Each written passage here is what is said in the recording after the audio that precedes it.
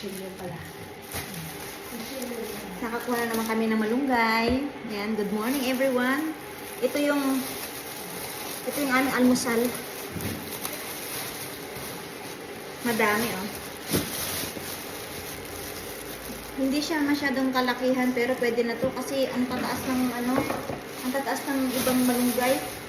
Pero meron kaming nakita doon na medyo matataba dito. Next namin yun. Susunod namin siya. Oo. Iluluto namin to lahat kasi hindi na masarap kapag pinalipas mo ng ilang araw. Masarap kaya to. Ayan, naka-ready na yung aking gugulayan na malunggay. Nilagyan ko ng cabbage, tsaka ito yung sako, galunggong, tsaka ito, lalagyan ko rin to. At yan, nagpapakulo na ako ng kamatis. Nilagyan ko rin ng bawang. Ayan, ang sikreto ng lasa, tsaka sibuyas, konti. Yan, pag kumulo na yan, lalagyan ng bagoong, at saka isasaw na yung isda. Ganito kami magluto ng mga taga-probinsya, Pangasinan style, Ilocano style. Yan. Kahit sino pwedeng gumaya. Tapos, meron pa. Ayan. Lalagyan namin ng dahon ng malunggay. Magkakapatid na yung sasahog namin. Ito ang aking sikretong malupit. Ang bagoong Pangasinan. Wala na, paubos na. Kailangan ko na umuwi.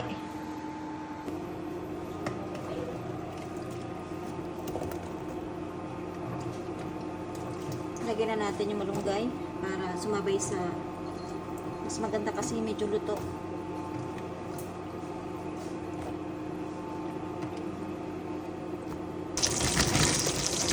Lagyan natin ang chicharon bulaklak.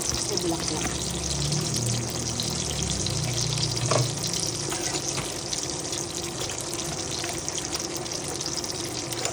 Mag-imas. Yan o. Konting push na lang.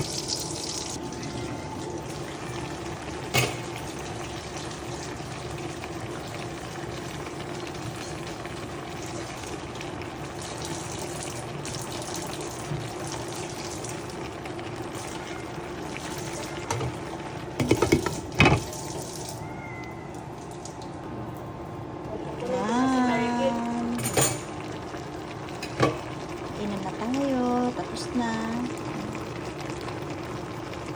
Ang aking pakbet. Halo-halo.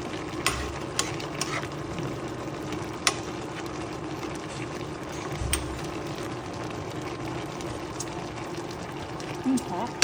Kain na lang.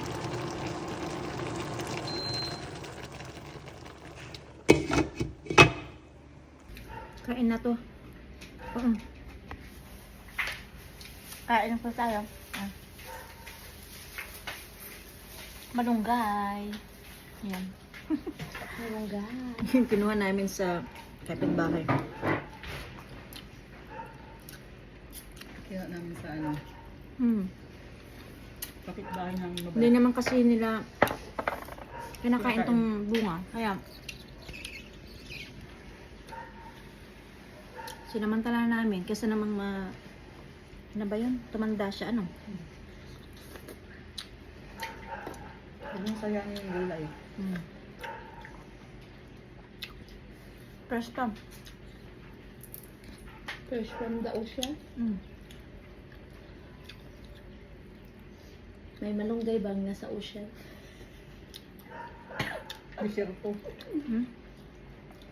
Dito sa inyo mainit eh.